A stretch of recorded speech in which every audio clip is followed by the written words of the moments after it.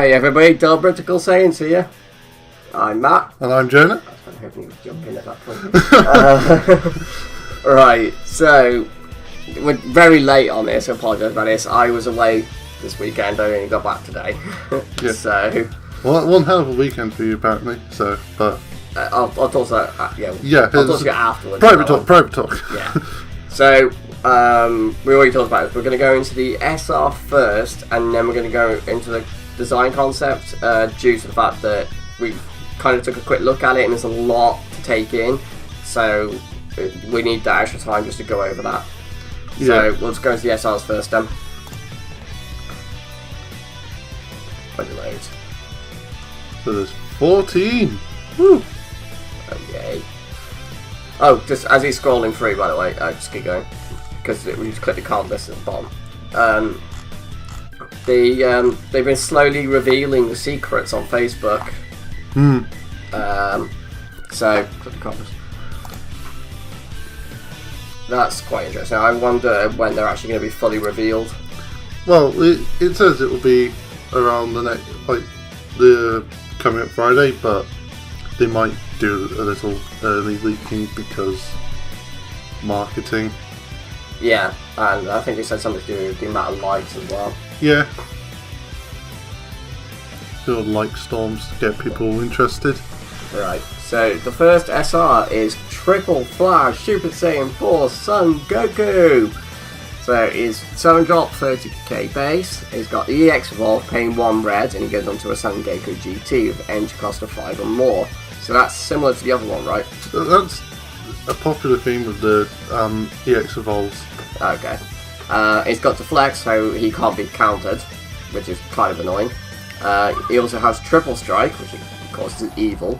And Auto, when you play this card, draw 2 cards. Okay, so you already gain 2 cards. You gain a card back that you take him out your hand, draw 2, so you get 1, you're plussing 1. Yeah. You may not activate EX Evolve for the duration, so you can't just go into him again. No. You can't just keep going EX Evolve, EX Evolve, EX Evolve. You basically just play him, your opponent can't be like, oh, crush a ball, so, because it's counter play, and yeah. And then permanent, if this card's power is 40 or more, your opponent cannot activate counter during the battles where this card is attacking. Okay, so if you can get multiple attacks off him somehow, they can't activate counter. Yeah. For any of them. So no weakness corrosions, no nothing.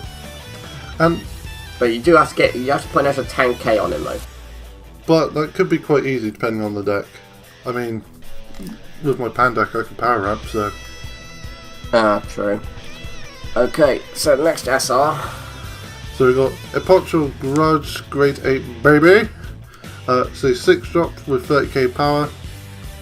Evolves with 4 energy onto a baby. That just sounds weird to say. He also has Triple Strike and Auto of once per turn. When this card attacks your opponent's this card attacks all your opponent plays battle card. If your leader is a machine mutant, draw 1 card and choose one of your opponent's battle cards that loses 20k power for the duration of turn.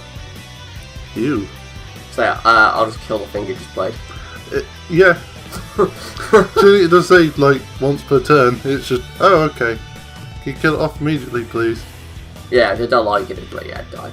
Or if they play something with 30k power, it's like, and it's 10k. Yeah. Alright, so the next next SR is Saiyan Onslaught Kefla. So it's 5/25 Union Patora, costing 3 red, Khalifa and Kale, obviously. So he's got Deflect, can't be countered. He's got Dual Attack, and he's got Auto. When this card is played using Union Patora or attacks, draw 1 card, and this card gains 5,000 power for the duration of turn. Ooh. If you had the Khalifa leader as well, that'd be quite nasty. Because of the dual attack. So it'd be 35 with the Khalifa leader. With dual attack. That is really good. And you draw each time it attacks. Yeah. And when you play it as well. So, I think in the first time you play it, you can draw 3 off it. But it does have to be by the Union Patora that you can only do all of that, right? So it is a very... You have to do the Union Patora to do that. Otherwise you're just playing a 25 vanilla. Yeah. So... you know. Alright, next SR is into the blues. So we have at all costs Vegeta, 4-drop with 20k power. Also, when you play this card, draw one card and choose up to one of your energy switches to active mode.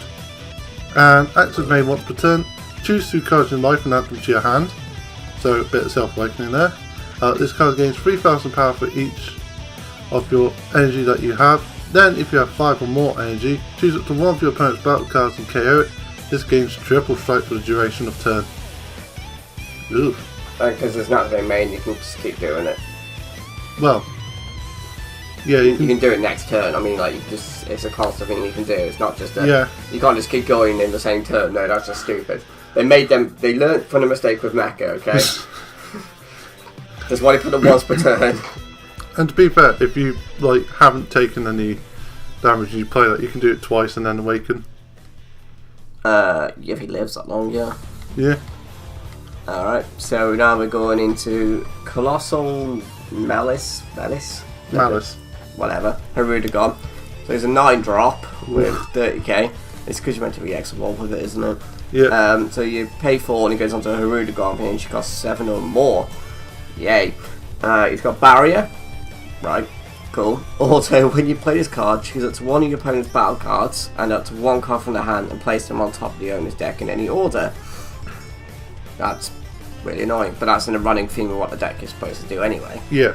And then you got auto. When your opponent attacks with one of their cards, if your leader card is Phantom Demon, so obviously this will only work in the Harudagon deck. You can't just take it in other ones. You may send this card and one card from your hand to the war. If you do so, negate the attack, then play this card from your war at the start of your next main phase. So basically, it's so that when your opponent attacks, so it doesn't have to be the attack declared on this guy. No. It can just be, I'll just negate. It gives you an extra negate, basically. Yeah. And against stuff that prevents it, it's good. Yeah. And with his other part of the effect, because it says when you play this card, not when you evolve this card, when it comes back, you're doing this effect again. Yeah. So if you can constantly just loop it. Which is pretty horrible. Yeah. So you're always, if you do it, you're always going to put 2 cards back to your opponent's deck every turn, if you can keep it up. That's if you can keep it up, because like, you are discarding a card from your hand as well to do it. So it does have quite a hefty cost in a sense. You're losing a card, but it depends on what the rest of your deck does to, like, maybe you're taking the margin boost just to draw or what. So interesting. But next we have Kami's Power Piccolo. So it's a 4-drop for 20k power, has Barrier and Double Strike. Active main once per turn, bonds 2. Choose it from one of your opponent's battle cards and KO it. Yeah, I like that. Somebody that's got Barrier as well, that's what you like. Maybe. So we've got Slug now. So it's a 6-drop with 25. It's got EX Evolve for 2 green. Place 1 card from your hand into drop, and then he evolves onto a Lord Slug with energy cost of 4 or more. Double Strike for some reason, without the extra bracket, but it's gone. It has Double Strike, okay, but it's sort of there. Auto Bond 3, Slug's Army. When you play this card, choose up to 3 cards from your opponent's hand and place them in a drop area. So it's hand destruction. Yep. But only if you've Bond 3. Yeah. So, you've got to get to Bond 3 to do it. So, Joan is ill, by the way. Yeah, Joe's got a sore throat. So we have Combo Killer Analyzer. 20k 4-drop. Has Barrier and Double Strike, kind of like the Piccolo. Also, once per turn, when your opponent combos, they choose 1 card in their hand, place it in the drop. So they're basically comboing with 2 cards, in a sense, without actually comboing with 2. Yeah. Or they're discarding to combo. Yeah, either way you want to look at it. Which is kind of annoying. Oh yeah. So like early game you're going to cripple your opponent's hand. because we've been a 4-drop. And we're into the yellows. So, for some reason, they've decided to go, you know what, let's do it 1-drop with... It's got 10,000 power. Okay. And it's the SR for yellow for starters. So we've got Bardock there, I can't read that word. So it's a swap 2. And auto, when you play this card, choose 1 card in your life and add it to your hand. So he's a self-awakener. That's good. So, it's not bad. Not bad. So next we have Height of Mastery Son Goku. It's a 8-drop with 35k power. He has Deflect, Triple Strike and Dual Attack. Ew. Ew. How much life you on? 6. Cool. Triple Strike. Triple Strike. Also, when you play this card with Swap, choose up to a total of 3 of your opponent's battle cards or energy, ignoring barrier, and switch them to rest mode. So you could potentially make them not have negates as well. That's horrible.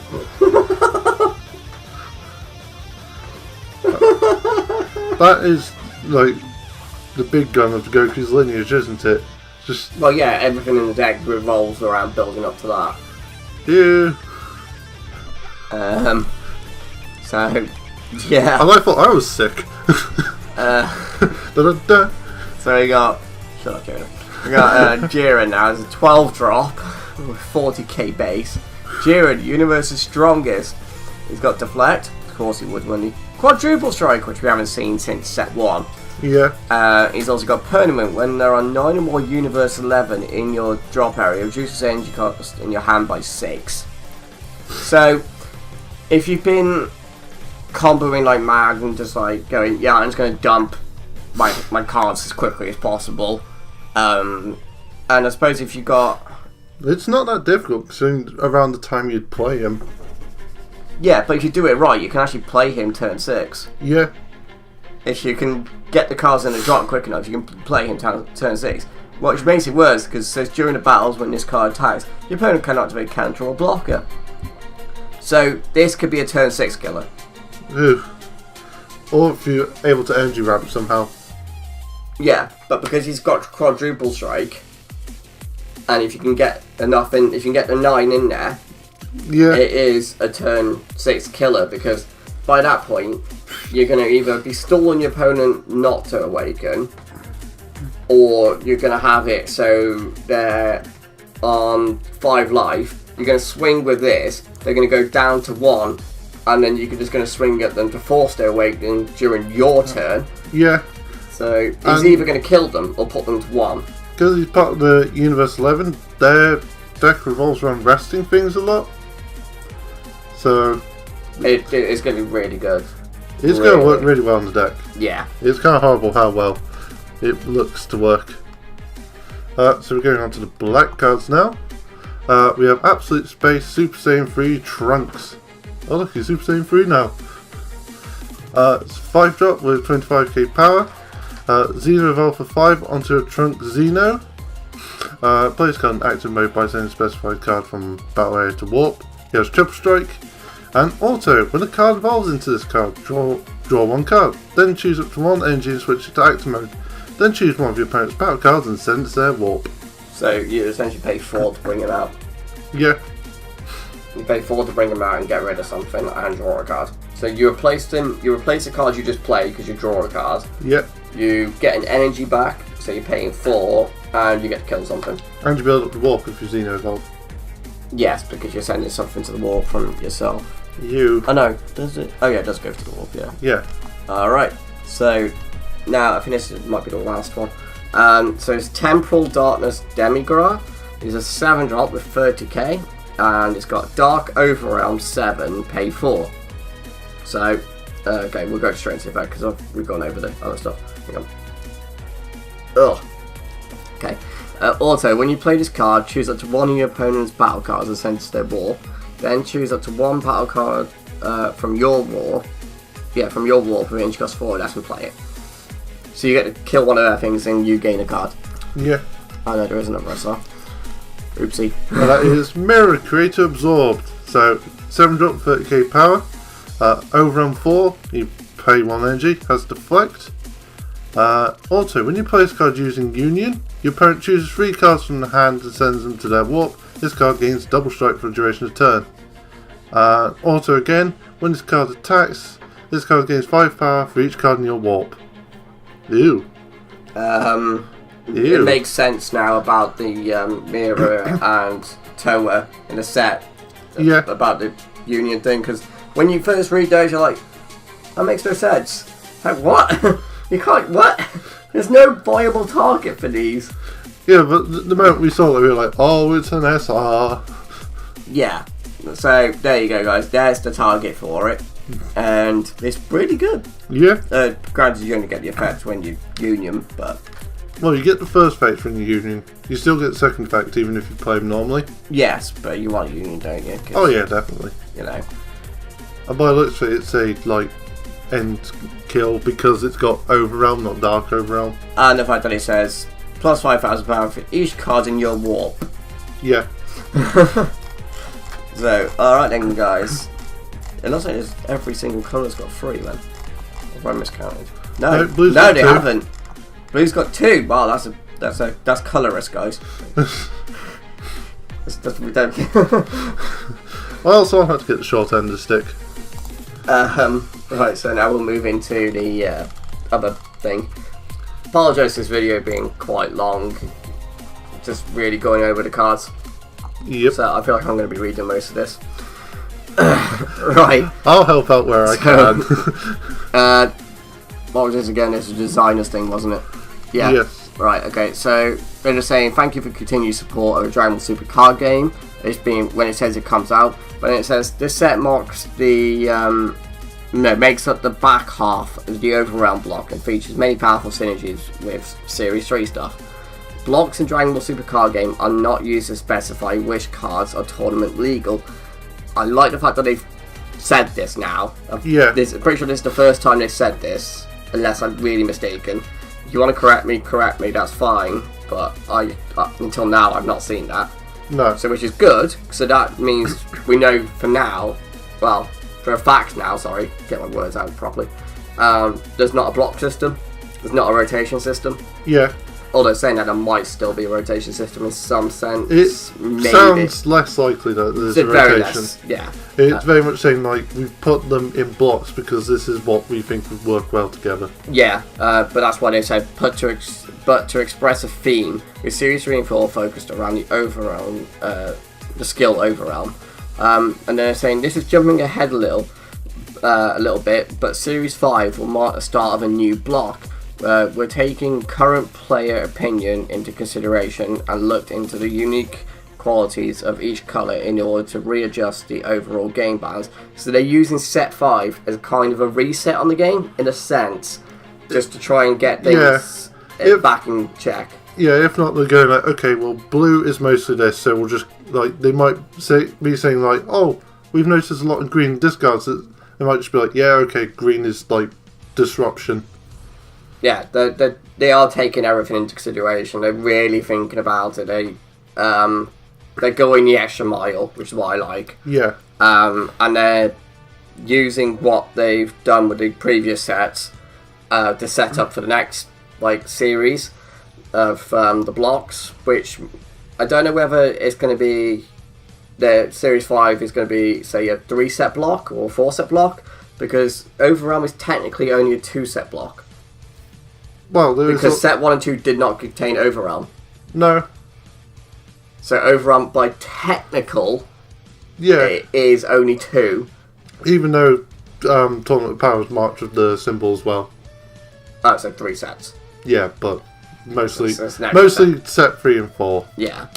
So where did I get up to? Our intent is to develop a card game that offers new strategies and deck archetypes. We've also supporting older cards for an even more enjoyable player experience. Yeah, there won't be a rotation system. Woo! With that, there will not be a rotation. Okay. So then we got Colossal Warfare maintains the fast game speed that's been present up to Series 3, while also offering a variety of appealing cards that open up even more fun possibilities. The 2 design concepts we focused on for this series were 1, recreating the story and setting the source material, and 2, making black focus decks more viable. So I'm going to let Jaren take over now. Which makes sense, like they haven't done a lot with the black cards before, so set 4 obviously it's like, okay, we're taking a huge step forward with this. Yeah. And it means they can set themselves up for future sets, which is what they've even said themselves. They're using these sets to set up the mark for the next whatever. Yeah. But there's one thing they haven't said, because I don't think they want to spoil it yet, of like the new block, like, because it's going to introduce like because this was overrun block. This will be a new type of block, like whatever the name will be. Yeah. And it's like, how many sets will that cover? They won't set any of that until I reckon it comes actually into set 5. It's going or series 5, sorry guys, whichever way you want to call it. Yeah, it's going to be odd to see, because like there's been a lot of focus on the overall block, and now they're just like, oh yeah, we're going to change it up. It's like, okay, how? So, recreating the story and setting up the source material. In the world of Colossal Warfare, the vile Xenoverse villain Demigra leads an army of colossal foes against our heroes. To really drive home the feeling of playing with these massive characters, each box includes a large-sized leader card that's twice the size of a normal card.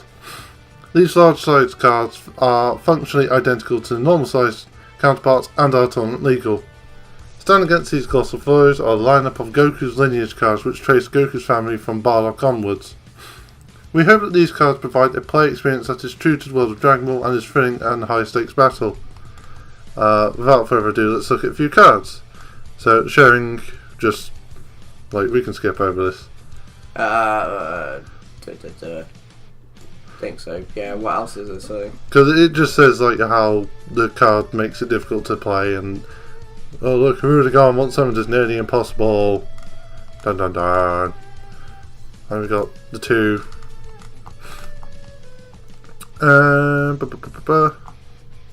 Get them going to play in the game is as good as yours, it says. Optimistic. There you go, just more. This is just a sample of the fearsome foes appearing in Series 4, along with the heroes who stand to oppose them. I don't know why I went to say 2. Take a look at the card list or play with the cards at your local game store and experience World of Dragon Ball for yourself. And that's it. Cool. And yeah, this part's saying how they've added more to black decks, which is good. You should have said it at the top anyway. Yeah. Alright then. So, there you go guys. That is the most recent bit of news regarding Colossal Warfare and the SRs. So, obviously, next week we've got something else coming up, and then the week after we've got something else coming up. But, until then guys, we've got a game and deck profiles coming up for you. Yep. And anything else in between? I don't think so. So no, we'll just see you for those, and then we'll see you for the reveals on Friday. So thank you very much for watching, guys. I will see you next time, and so will Joda. Yep. Bye bye. Bye.